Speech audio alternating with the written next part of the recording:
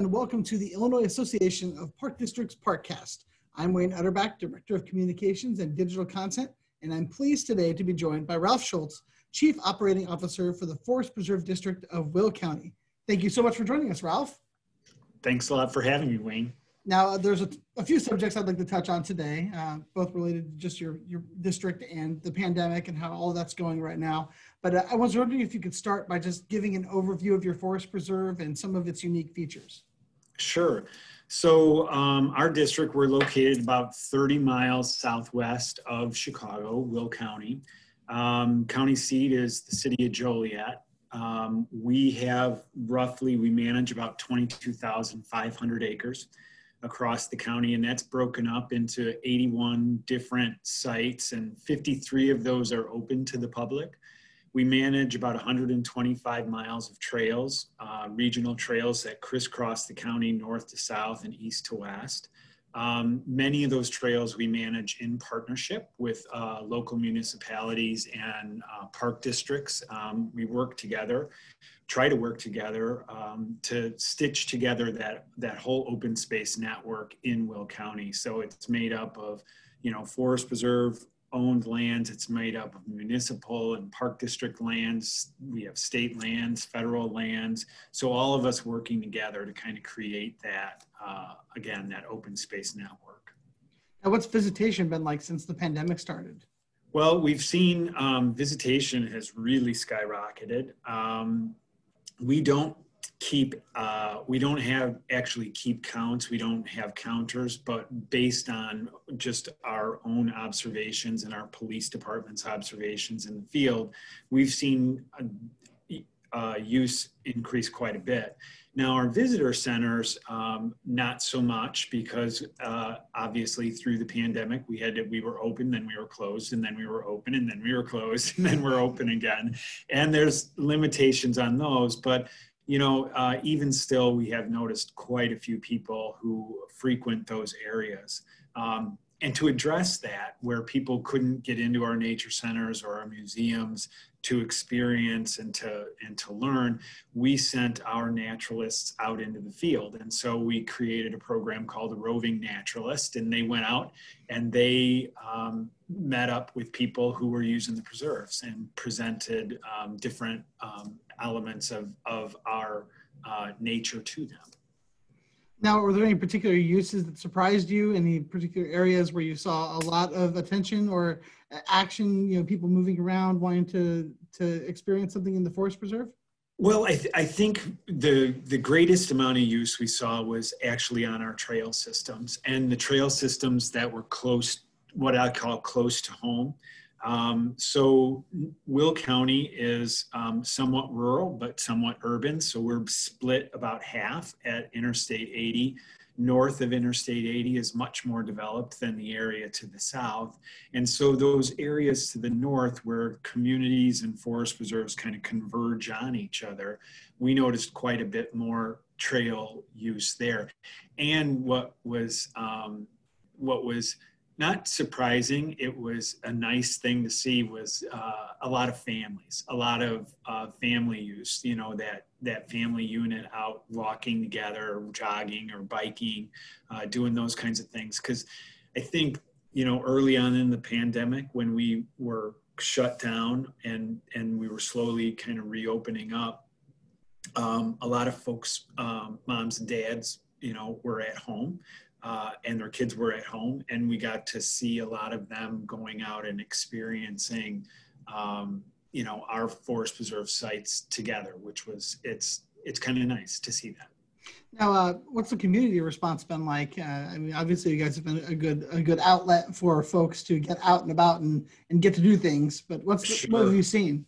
Sure. So, we've seen, I think the support has been quite impressive, and we track that through our social media, through our website, and our users that way. So on the social side and the website, usership exploded. We have over 300,000 followers across all of our platforms of Twitter and Facebook and Instagram, and those numbers just exploded during the pandemic as people were, I think, reaching out to learn a little bit about us. But what we were trying to do was reach out and increase and improve that conservation conversation that was going on, and the appreciation of the outdoors and the appreciation of open space.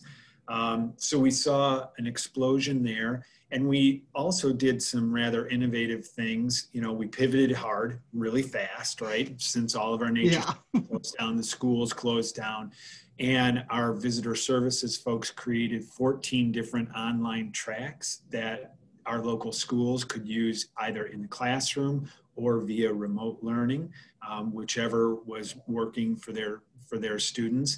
And then we also created a long form video. So normally we would use Facebook Live, and we did short snippets, you know, a post on Facebook or a post on Twitter or something on Instagram. But what we found was that we wanted to expand that conversation again. So we created a long form video called The Buzz. We debuted it last summer. It has an episode once a month. It's a 22-minute long episode where we delve in to a forest preserve or two or three and give people a little bit more of an experience there. It's created by our staff. Again, we drop it on YouTube and Facebook, but then it's also carried on 5 of our local access cable stations. So that's improving. We launched season 2 last month. And in fact, episode 2 of season 2 dropped last night, I think. Excellent. I'll have to check that out. Now, you'd mentioned an appreciation of open space. I want to learn a little bit more about that. How much open space has your forest preserve been able to protect?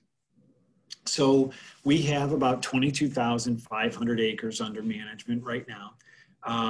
And we are in an active land acquisition phase. So we have funding, and we are seeking to acquire additional lands in various parts of the county. We've done that really kind of over the last 20 years. Our growth has been, I don't want to say exponential because that word means so much to whatever, but a lot of our growth has happened over the last 20 years. And in the last 20 years, one kind of number to think about there is that the residents and the businesses of Will County have invested over $250 million in open space preservation and development. So over $250 million in voter referenda and other bond issues in support of continued acquisition and improvement and restoration of our forest preserve system. That kind of segues into my next question. What are some of your future plans for your preserve? So we're going to continue on with acquisition, as I pointed out. We have a number of trail projects that we're working on. We're really focused now on connecting our communities to our forest preserves and connecting our forest preserves to each other. And then we're also focused on restoration and management, which is kind of at the core of what we do, right? Protect nature and restore and restock. So we've committed to continuing with restoration at sites, and then land management. So we manage, I said that 22,000 acres we own. We actually actively manage only about 6,500 acres of that. So that means our wildlife biologists, our ecologists, our biologists are all out working alongside volunteers and natural resource management crews to ensure that those sites are managed appropriately and restored to increase, biodiversity and improve the environment, not just for us humans, but for everything in the ecosystem. Excellent. Now I'm going to shift gears just a little bit now. I want to ask some more unique questions here. So I want to know from you, what's the best advice you've ever been given? The best advice I've ever been given, I would say to pay attention to those who are around you, learn from them, and always offer to help when you see somebody who needs it. Now, what advice would you give a 21-year-old? Very similar. I would say pay attention to the people. Always look both ways. Okay. So look both ways and pay attention to the people that are around you. Assuming that that 21-year-old person is in a field like mine, I would say pay attention to the other departments, pay attention to where their successes are, and learn from them, as well as broadening your own knowledge base about your organization and recreation and conservation in general. Now, speaking of broadening your knowledge base, if you could go back in history and talk to one person from your Forest Preserve District, who would it be and why? Okay, so I would say, and only because we've been thinking about this recently, we're going to have our 95th anniversary coming up in a short while here in 2022, I think. And I think I would go back and I would talk to an individual. His name was Dr. Henry Wilson. He was a Rotarian, and he was kind of the main spokesman and cheerleader for the creation of the Forest Preserve District of Will County. So back in 1926, he spearheaded an effort to create the Forest Preserve through a public referendum. He actually served on the Forest Preserve for a brief time in our early history. But I think I would go back and I would want to talk to him, and I would want to ask him a couple of questions. One, if he could come forward, have we achieved what he envisioned? Right? Are we on the right track as far as what Dr. Wilson thought? And then also, if we're not, what would he change? So I just kind of like to get his perspective. Fascinating. Yeah. So back in the day, I mean, they were focused on primarily preserving tracts of woodlands.